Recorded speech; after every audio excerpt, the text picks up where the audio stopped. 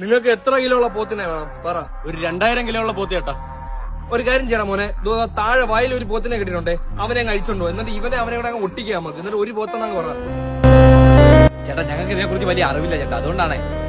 എന്നാൽ നാളെ 7:30 special class. ഞാൻ പോത്തിനെ പറ്റി, പശുവിനെ പറ്റി, എരുമെ പറ്റിയ ക്ലാസ് എടുത്തു തരാം കേട്ടാ. ചേട്ടാ ഈ പോത്തിനെ കൊടുക്കുന്നോ? അത്രയ്ക്ക് ആഗ്രഹം നിങ്ങൾ കൊണ്ടുവയ്ക്കോ, പക്ഷെ 2 ദിവസം ഉപയോഗിച്ചിട്ട് 3-ാമത്തെ അന്ന് പോത്തിനോടെ കൊണ്ട് കെട്ടിയിടണം ഈ തെങ്ങിന്റെ അപ്പൂട്ടിൽ. പിന്നെ കഴപ്പാണോ വെറുതെ ഒരു പോത്തിനെ വളർത്താൻ? നീ ചോദിച്ച ഈ സെയിം ചോദ്യം ഞാൻ വേറെ വേവിലി കൂടെ ചോദിക്കണേ.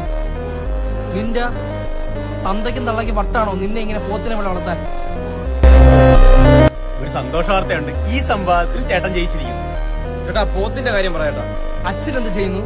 അതറിഞ്ഞിട്ട് ഈ പോത്തിന് 5ാമതൊരു കാലിറങ്ങി വരില്ലല്ലോ. അത് ഇവിടെ പോത്തിനെ കുറിച്ച് പറയൂ.